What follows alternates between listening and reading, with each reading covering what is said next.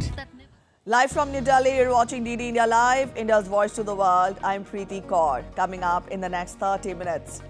On the third and last day of the 9th edition of the Raisina Dialogue, India's External Affairs Minister Dr. S. Jaishankar to discuss peace and security in a panel discussion.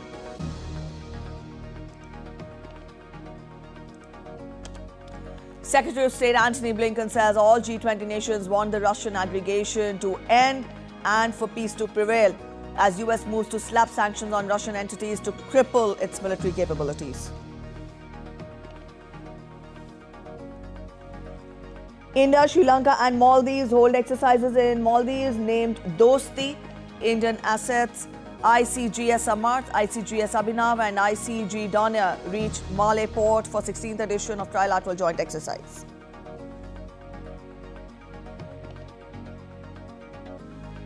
India's Prime Minister Narendra Modi to visit the holy city of Varanasi will inaugurate and lay the foundation stone of multiple development projects worth more than 13,000 crore rupees.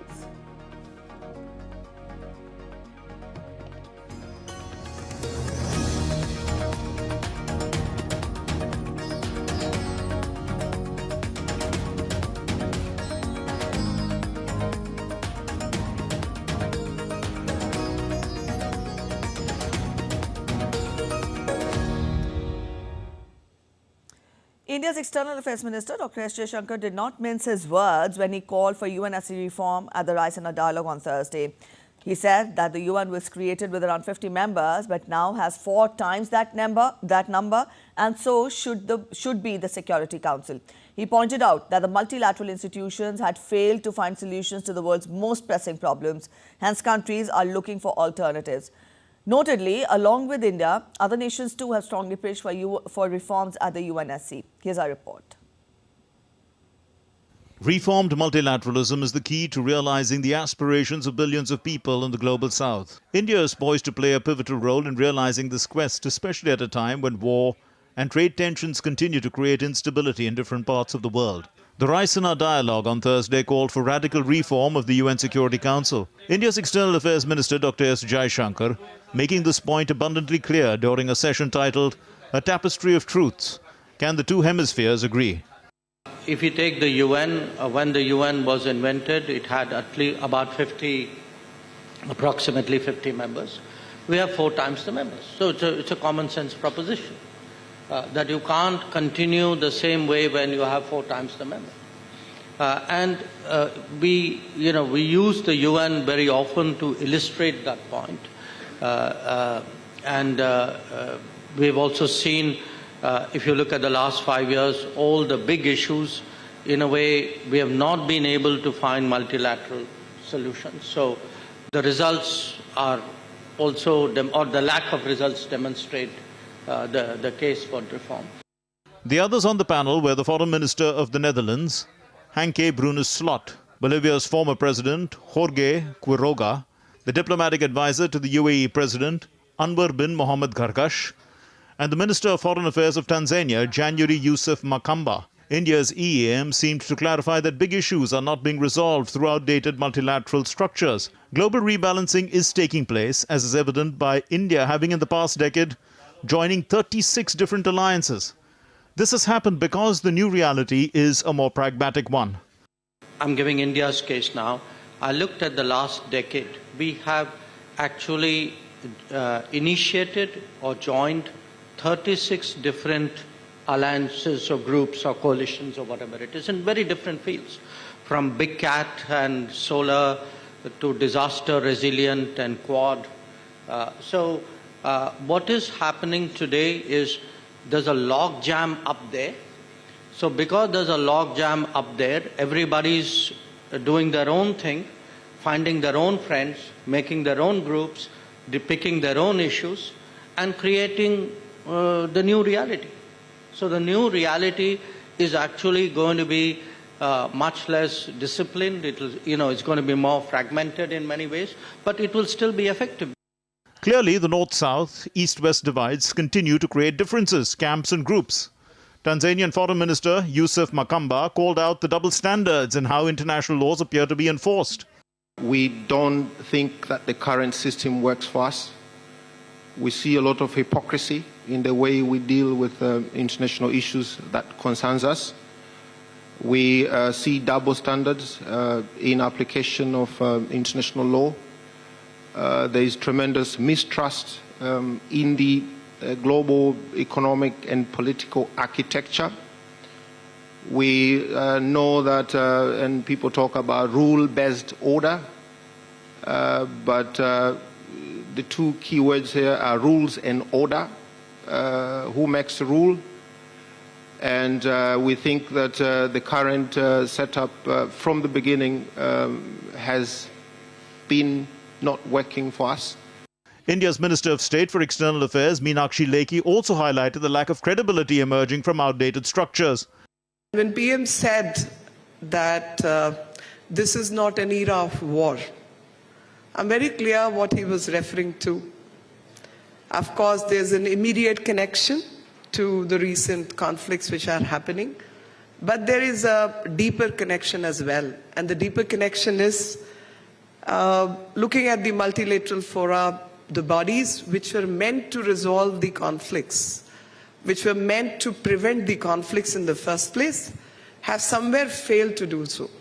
The resolution requires vastness of understanding and vastness of purpose. The Raisina Dialogue also presents an opportunity for visiting leaders to catch up with the host nation to take forward their bilateral ties. The India-Nordic-Baltic 8 meeting also took place on the sidelines of the Raisina Dialogue. They discussed clean and green technologies and digital cooperation. EAM Jaishankar met the Albanian Foreign Minister and discussed deepening economic ties. He also met the Foreign Minister of Panama, Janaina Tawani Menkomo, and they shared views on connectivity, mobility and economic cooperation. India's digital growth story is the product of astute planning and execution. The whole economic growth story that we are seeing today is a very well thought through story. The 4 pillars on which the economic momentum is built are very clearly thought through, very focused execution has happened. All the 4 pillars, there has been consistent work over the last 10 years. The work is giving us the result. External Affairs Minister Jaishankar held bilateral meetings with his counterparts from Slovakia, Ghana and Tanzania.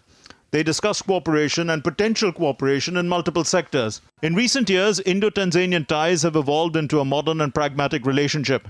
There is diversified economic cooperation involving capacity building, training and concessional lines of credit and grants.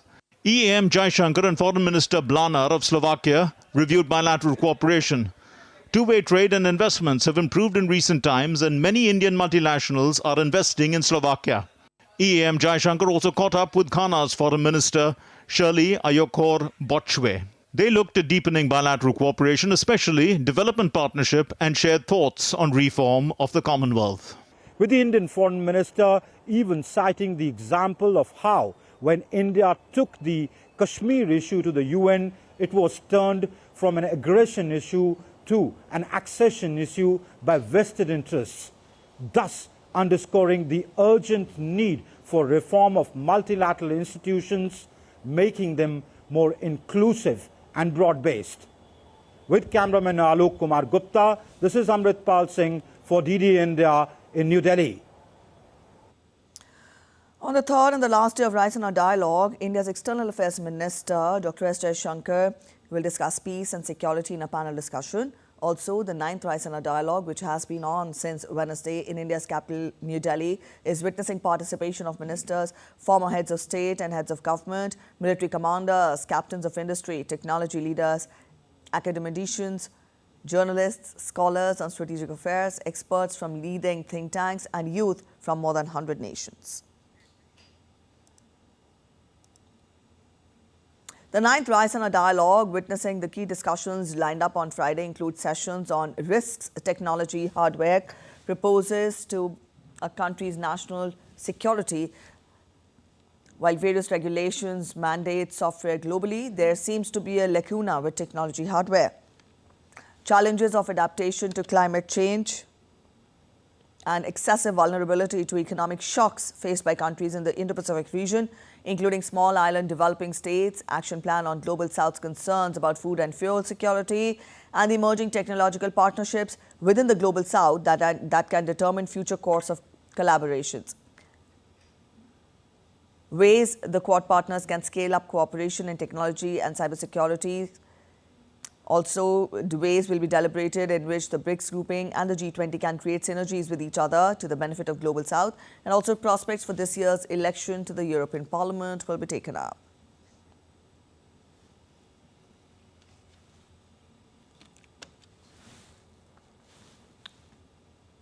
Brazil's foreign minister announced that G20 ministers were virtually unanimous in their support and backed a two-state solution to resolve the Israeli-Palestinian conflict. Now, this consensus was reached during the inaugural meeting of Brazil's presidency of the group leading up to a summit in November. More on this development from our correspondent Ira Spitzer, reporting from Rio de Janeiro. During his closing statement here in Rio, Brazil's Foreign Minister Mauro Vieira highlighted the agreement among G20 members on the need for a two-state solution in the Middle East. EU Foreign Policy Chief Josep Borrell and U.S. Secretary of State Antony Blinken also spoke about that common goal of the two-state solution here at the G20. The conflict in Gaza between Israel and Hamas. We're focused intensely on trying to get an agreement that results in the release of the remaining hostages and that produces an extended humanitarian ceasefire. And again, those are goals that I think virtually everyone in the G20 shares. A rare example of consensus, perhaps, at meetings which were reportedly acrimonious at times, particularly over the issue of the conflict in Ukraine, which has created a deep divide between Russia and the West. Secretary Blinken insisted that Russia faced strong opposition at this meeting of countries, which together account for about 85% of the global GDP. But just after the meeting, Russia's Foreign Minister Sergei Lavrov headed to meet with Brazil's President Lula da Silva, a sign that Russia may not be as isolated as the U.S. and its allies hope. Lavrov also met on the sidelines with other foreign ministers, including those from Turkey, Mexico, and South Africa. Another issue discussed here was proposed reforms to the United Nations Security Council, where the veto power of the 5 permanent members, the U.S., Russia, China, France, and the U.K., has raised serious questions about its effectiveness in addressing global conflicts like the ones in Gaza and Ukraine, with Brazil's foreign minister saying that the paralysis has resulted in the loss of innocent lives. Pushing forward with Security Council reform is expected to be a major focus of Brazil's G20 presidency, although the G20 faces similar issues as the UN. Without consensus, enacting meaningful change can be extremely difficult. Ira Spitzer reporting in Rio de Janeiro for DD India. Let's get to updates from Russia-Ukraine conflict now. Marking the second anniversary of Russia-Ukraine conflict, Deputy U.S. Secretary of Treasury Wally Adeyemo said the United States will impose sanctions on over 500 targets in action on Friday. Tomorrow we'll release hundreds of sanctions just here in the United States, but it's important to step back and remember that it's not just America taking these actions. You should expect to see sanctions and actions taken by countries that are part of our coalition as well. These sanctions will be targeted at the military-industrialized complex in Russia, but also in third countries. We'll have more than 500 targets tomorrow overall that are just from the United States. Britain also announced a new package of sanctions against Russia on Thursday. It said it was seeking to diminish Russia's weapons arsenal and also war chest. The package covers more than 50 individuals and entities and is part of a coordinated Western effort to restrict the Russian economy. UK Foreign Secretary David Cameron said that international economic pressure will stop Russia and will put an end to the resources Russia needs to fund the conflict. Also on the sidelines of the G20 foreign ministers meet in Brazil, U.S. Secretary of State Antony Blinken said that all of the G20 nations want the Russian aggression to end and for peace to prevail.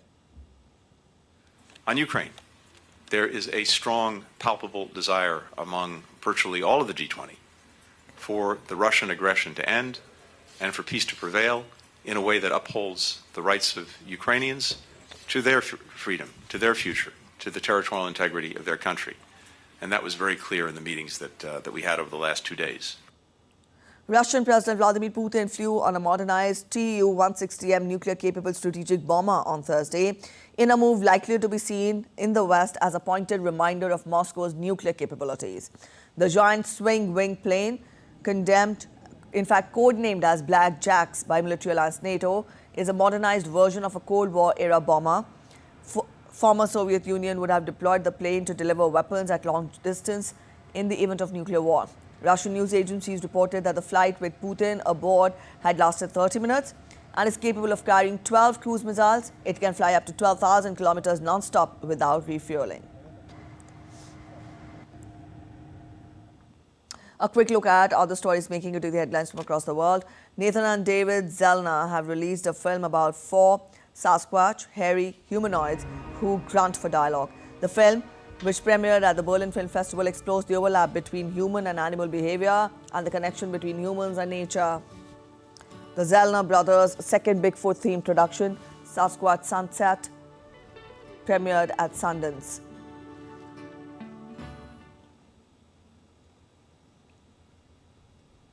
Mariam Joubior's feature film debut, Why Do I Belong To? Who Do I Belong To? Premiered at the Berlinale on February 22nd. The film follows a family's life as 2 sons join ISIS in Syria, causing chaos and affecting the community. The film's world premiere was attended by Salah Nazrui, Mohammad Hassan Garaya and Adam Bezar. The Lim Festival in Bac Ninh, Vietnam features UNESCO-recognized Quan Ho singing, attracting thousands of visitors annually. The event, held in Tin Du district, showcases the beautiful melodies of Quan Ho, which was recognized in 2009 as an intangible cultural heritage.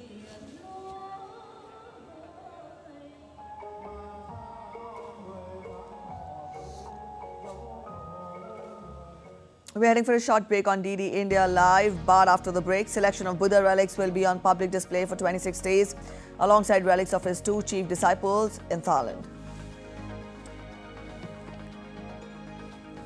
United States tries its first moon landing in half century.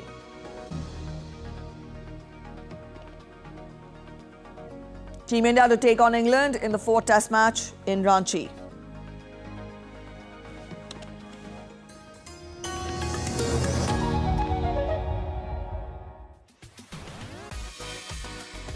India that invents.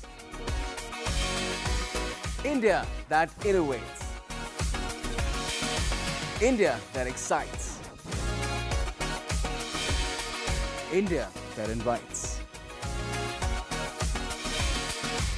Land of possibilities. Teeming with opportunities. Watch India Ideas each Thursday, 8 p.m. only on DD India.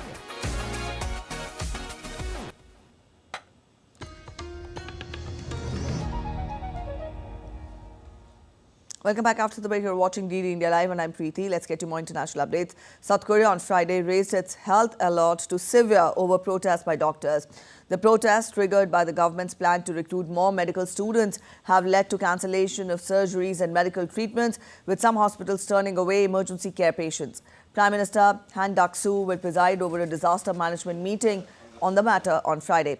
The protest by almost 2/3 of the country's young doctors has raised fears about further disruptions to medical systems should the dispute drag on. The doctors say the real issue is pay and working conditions, not the number of physicians.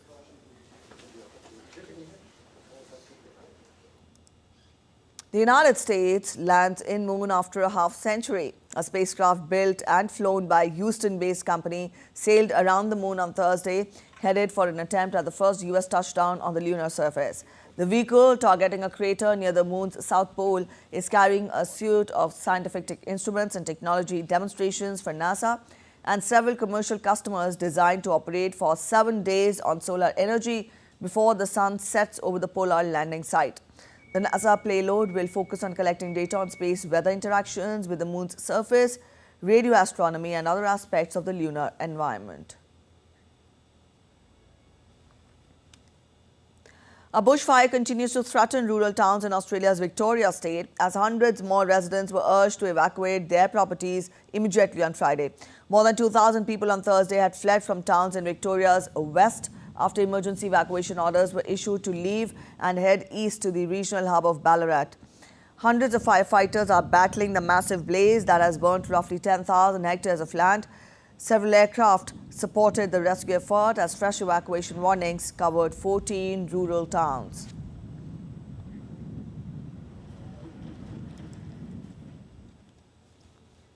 A fire in Valencia, Spain has left at least 4 people dead and trapped several residents in an apartment building starting on the 4th floor. Emergency services confirmed that the fire was extinguished with 16 firefighting units and 5 ambulances deployed. The building's facade was ablaze and small explosions were heard inside.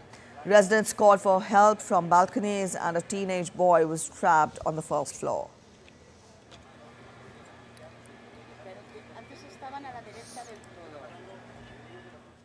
A forest fire in Hoang Lin National Park in Sapa town, Lanka province was brought under control after 4 days and 3 nights of manual efforts and hundreds of people participating in firefighting. The dangerous job of fighting forest fires, which can cross motorways, is crucial to the environment. The fires are influenced by weather and human activities, with up to 1,000 people living in the core area.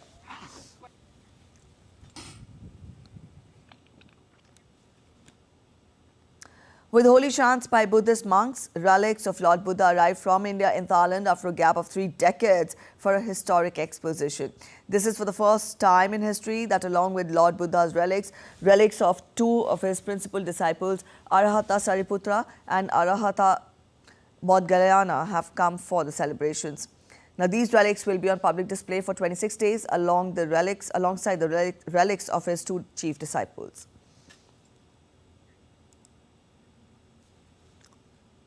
During the 16th edition of the India-Maldives-Sri Lanka trilateral exercise Dosti with Bangladesh as observer country, Sri Lanka also sent SLNS Samudra to participate in the biennial triennial drill, which would continue till Sunday.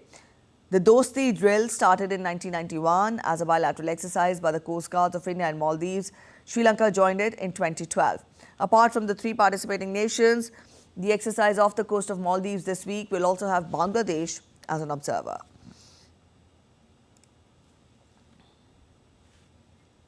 India's Prime Minister Narendra Modi will inaugurate and lay the foundation stone of projects worth over $1.6 billion in his constituency Varanasi in the state of Uttar Pradesh on Friday.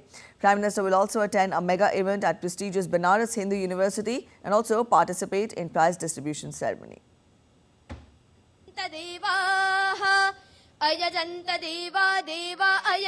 Chanting Sanskrit shlokas, these students are getting ready to receive Prime Minister Modi. The event is being organized at the Banaras Hindu University. Some of the students are meritorious under different Sanskrit categories and would be receiving their prizes from the Prime Minister. There are more than 200 private and government organizations who are teaching Sanskrit, particularly in Varanasi, which you can't find out in any other even a state. A state level work is also going done by Kashi. So we are very happy that the Prime Minister tomorrow will provide and encourage us. For the students, it is a once-in-a-lifetime opportunity to meet Prime Minister Modi. For them, the Prime Minister has been a global champion of Sanskrit.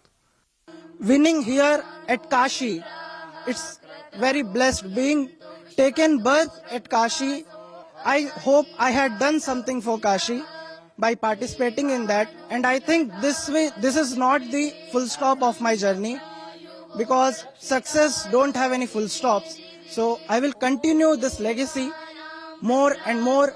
And if God blesses me, then I will take this Sanskrit and Sanskriti of our country to the international levels.